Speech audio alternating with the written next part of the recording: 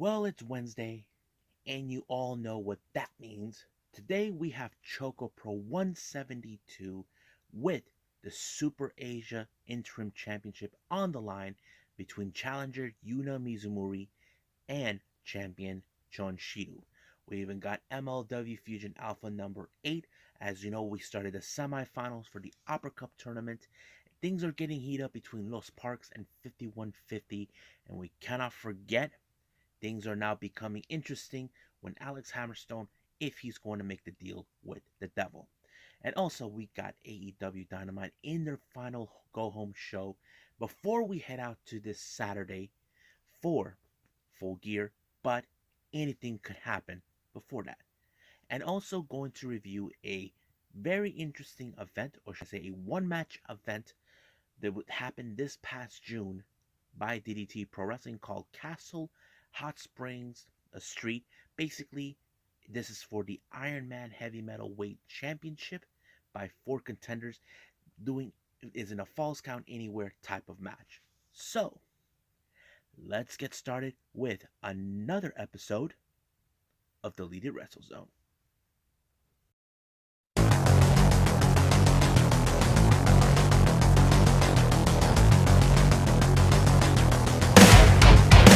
Are you ready?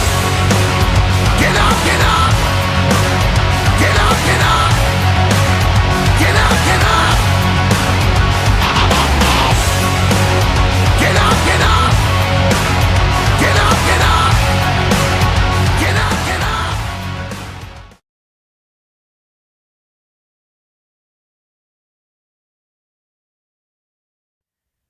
Welcome everybody to the Deleted Wrestle Zone. All things that it's pro wrestling with AEW, NXT, New Japan Pro Wrestling, Impact Wrestling, the National Wrestling Alliance, various promotions, wrestlers, matches, and championships. I am your host, Jay right here. So let's begin with ChocoPro 172. As I mentioned, there's also the championship match, but before that we have a tag team match which has a very interesting dynamic. First team we got Sayaka Obihiri teaming with CDK Masahiro Takanashi, taking on Too Much Energy Chiko Shikawa, and of course we cannot forget one half of the Best Bros and also Asian Dream Tag Team Champion Balinaki. Now, as I mentioned before, sometimes now that Balinaki's on his own for the time being, until Mei Shiruga's finished doing her little excursion here in the U.S., basically, this is a very unique team. But however, we can say that Balinaki can team with anybody. But can Sayaka Obihiri and Ibuhiro and Masa can get along? Well, there has been various misfired by Sayaka for screwing things up. Basically, doing like the touch of the throat death or whatever you want to call it. It doesn't make no difference. But it was Balinaki who picked up the victory for his team, giving Chiko Shikawa confident enough that she could reach the top one day. But maybe we'll wait if she gets another crack at the Asian Dream Tag Team titles once again with Hanage. But that's another conversation for another time. Now our main event, or as they say, there is no main event, is the Super Asia Interim Championship between Yuna Mizumori and Chon Shiru. Now, this match was set the moment ever since that four-way match for the interim title. Basically, Yuna wanted to be the first competitor to compete for this title. I have to say this match was pretty good because it showed a lot of character how Yuna wants to bring this title home. The reason is this. Yuna's amongst one of those who was trained by Emi Sakura before anything else. I don't know what generation she's in, but she feels that Chon does not represent what Got to Move was about. They basically that's how it is. But however, Chon has always been a fighting individual, day in day and out, coming into Got to Move, especially in ChocoPro, to continue on. And of course, he did a hell of a job. But however, Mizumori was no match for him one way or the other until he pinned her. As soon as the match was over, we were visited by the most surprise individual we did not expect.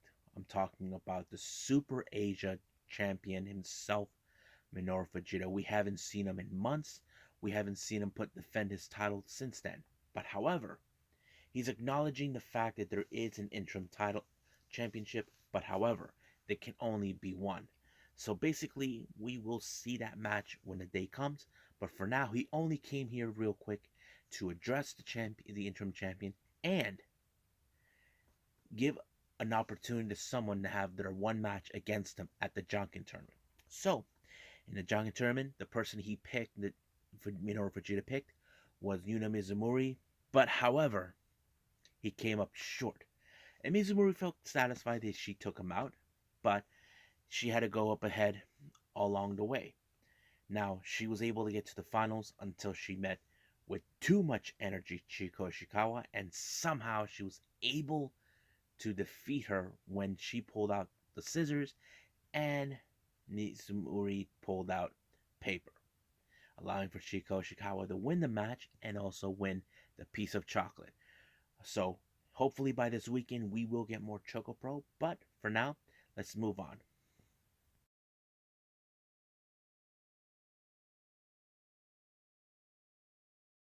Okay, we got MLW Fusion Alpha number 8. It opened up, of course, where we are trying to determine who will join Hammerstone, Induka, and of course Holiday in their match in War Chambers against Contra Unit. However, Caesar Duran says that he has the perfect guy. However, their fourth member they picked, it's someone who's an unusual pick, but however, Holiday is not sure if he's the right guy. And I'm talking about Savio Vega. If you guys recall, Richard Holiday took the Caribbean title from him, declared himself the champion even though he didn't win it until he did. But now it's like that. But however, he did say that there is a fifth member that Caesar Duran wants to pick. He showed him the key. Now, if you guys are big fans of Lucha Underground, you know what that key means. It's the key to his brother. Yes. Somehow he survived, or this is another brother. I don't know. But we'll see what happens. Excuse me. The first match, we have Los Parks, consistent of LA Park, Hijo de LA Park, and LA Park Jr., taking on 5150, Danny Rivera, Slice Boogie, and Homicide. This match was not, it was a balls to the wall, but however, it did not end exactly like it wanted to. It ended in a no contest match, even though when the bell rung, and ended in a no contest. They continued to beat the crap out of each other. And I thought it was telling the good story. As you know, this rivalry between both Los Parks and 5150 is now becoming clear that now the 5150 wants to dethrone Los Parks out of the MLW tag team titles. Now, our next match is a somewhat of a 12-man tag team match.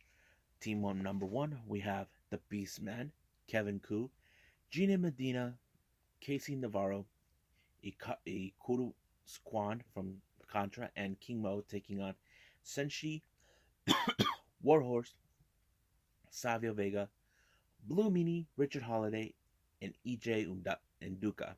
Now, this match was great. I have to say, it showed a character, but it was Nduka who actually won the match when he pinned, of course, King Mo into this match, allowing himself to win.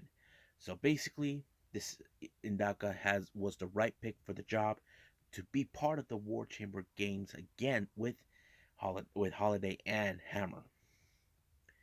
Now, we did see a scene throughout the entire show where Nightingale seems like she made a deal with Caesar Duran, who wants to have an opportunity one day to become the women's featherweight champion. Now, it looks like we are going to have that championship coming. We don't know when, but she would love to have a crack at it.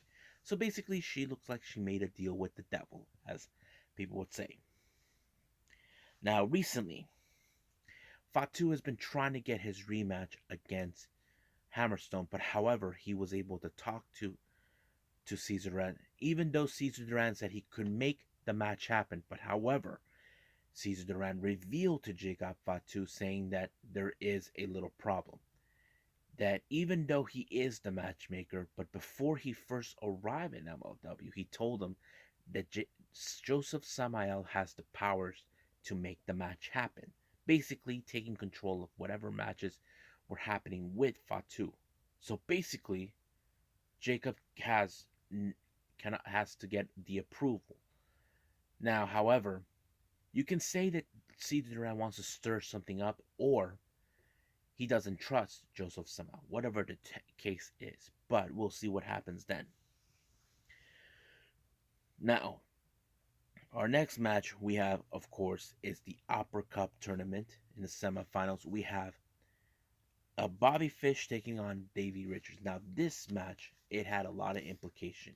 If you guys don't know what I'm referring to, it's been revealed that, since then, Bobby Fish is now officially with AEW. So they made reference. But however, they felt they cannot allow for Bobby Fish to leave. If he wins the Opera Cup tournament, it will go straight to AEW. And I feel like they're telling a good story. They cannot allow this to happen, but it did. But however, David Richards, who's been well aware, who knows Bobby Fish's reputation, it was great. They had similar settings, similar ways, but it was David Richards who submitted him and make him tap out. And I think this shows how David Richards wants it bad. But the real question is, who will be his opponent in the finals? As you know, TJP is in the semifinals, but as you know, Calvin Tankman was attacked by Alex Kane to ensure he gets an opportunity to jump into Opera Cup tournament. Calvin Tankman says that he's not out, he is still in. But Kane believes that he still has an opportunity. But we'll see what happens then. But we'll see what's going to happen next week on MLW Fusion Alpha.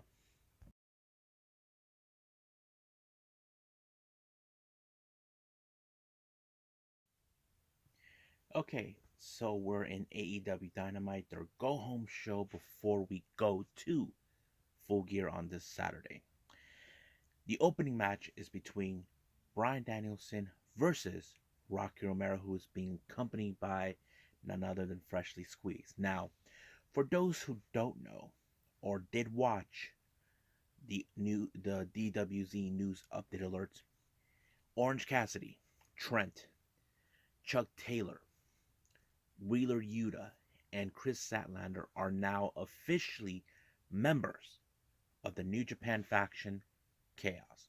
So it looks more like Chaos are now expanding here into the States, especially in AEW. Now, some of you probably say, why would they want the best friends? Those who are new into this, who never knew this. Both Trent and Chuck Taylor were once members of Chaos before they go into AEW, but they'll be welcome back. But we can also say one thing. Orange Cassidy may look like he may have a new best friend, and that is, of course, Toru Yano. But also, we cannot disclose the fact that Chris Statlander is now the first female to join Chaos. Now, this doesn't mean that she is going to New Japan. She's just representing them in AEW in the United States. So, that kind of fits in. However, the match between Rocky Romero and Bryan Danielson goes back years ago. These guys were part of the original LA Dojo together. They were teammates, then rivals.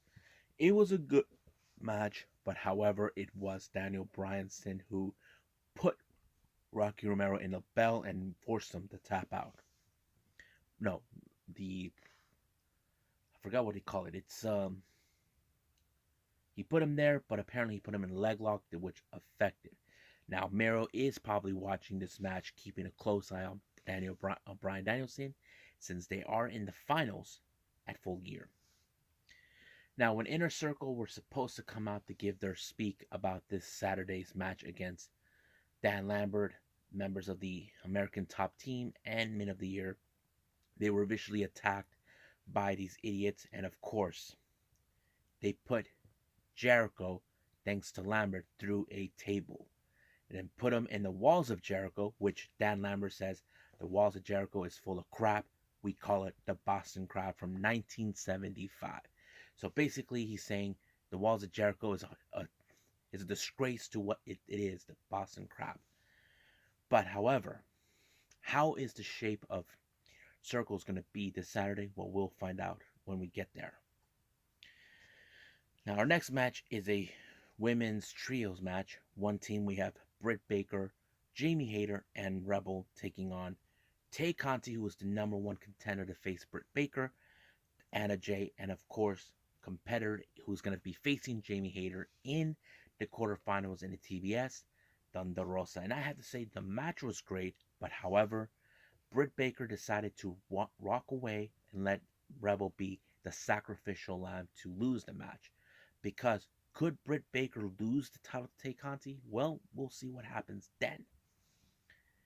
Now, our next match, we have Jungle Boy taking on Anthony Bowens. Now, we all know when it comes to Anthony Bowens, he has Max Caster by his side, but this time it did not work in that way. However, there was distraction coming from Max Caster, but it did not do any well until, of course, Jungle Boy applied the snare trap onto Bowens, forced him to tap out.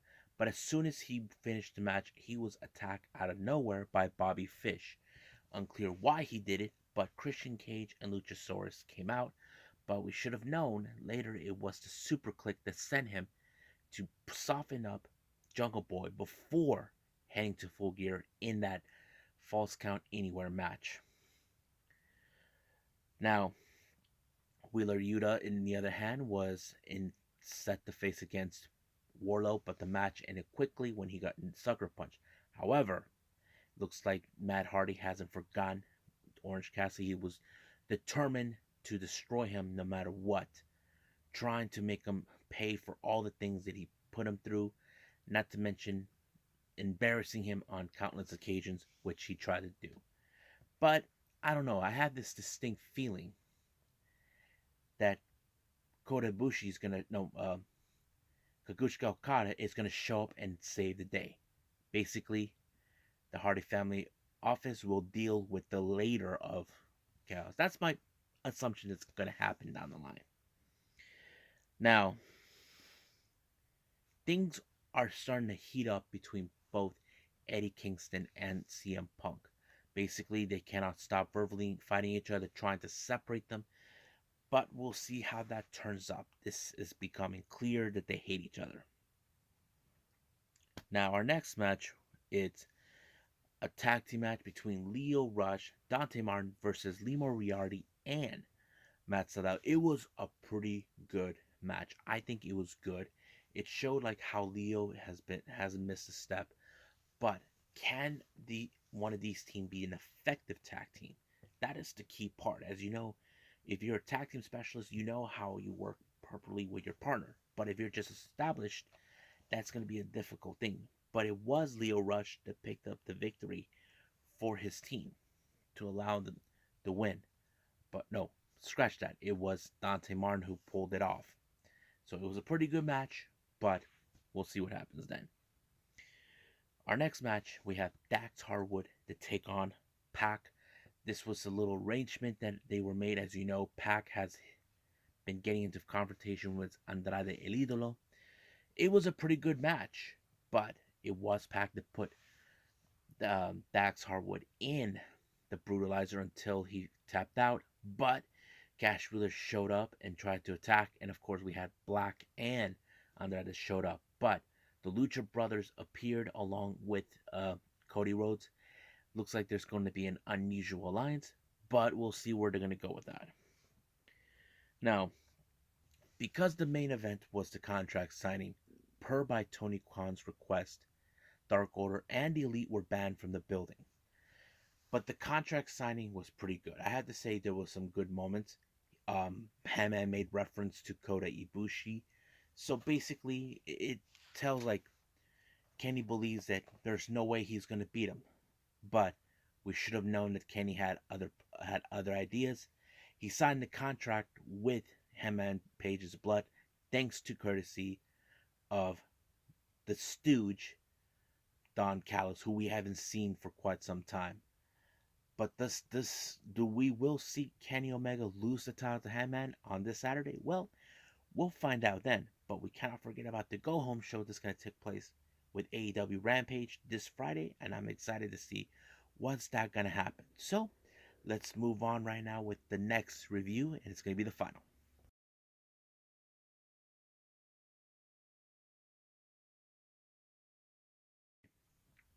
Last review, this is from DDT, took place at the end of June on the 26th. This is the Castle Hot Spring Street. Basically, this is a one match event. We had the DDT Ironman Heavymetal Championship in a four-way of count fatal count falls count anywhere match.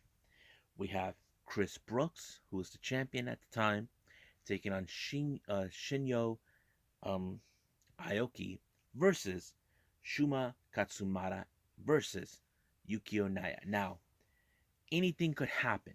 I mean, let's say we have Yukio and Shinyo in one area, we have Shuma and Chris Brooks in the other.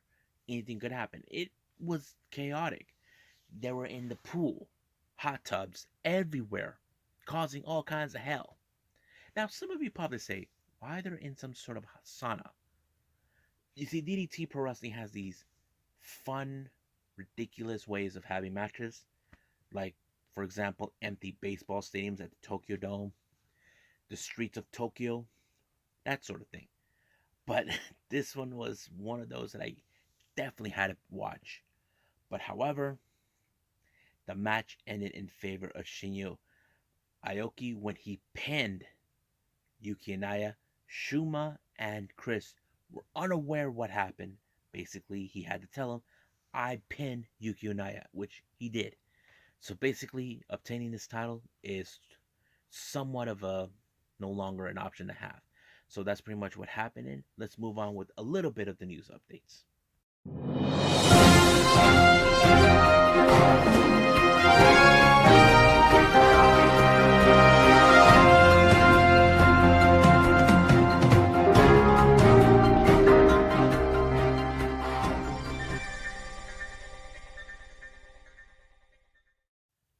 Alrighty, so right now the news updates that I got for all of you. This is coming from Warrior Wrestling for the 17th show that's going to take place on December 12th.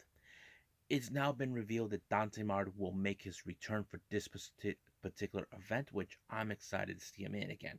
However, we're also going to expect none other than a member of Chaos to make his debut. We're talking about Rocky Romero being involved. So if there's any more of these so-called who's going to be involved in Warrior Wrestling 17, it's going to take place on the 12th of December, I'll let you guys know. Hope you guys enjoy this episode where I review many things for all of you with ChocoPro, AEW Dynamite, MLW, and reviewing a past event. However, for the upcoming episode, we're going to review not only NXT UK and Impact, we're going to review two past events. One by Mission Pro Wrestling, live at Greensboro, that took place on the 15th of August, and of course, Absolute Intense Wrestling, the Chandler Biggins Memorial Tournament that took place on the 30th of July. So, I'll see you guys in the next DWZ time. Same DWZ channel. I must bid all of you adieu. So, goodbye. Mwah. And have a nice day. Bang.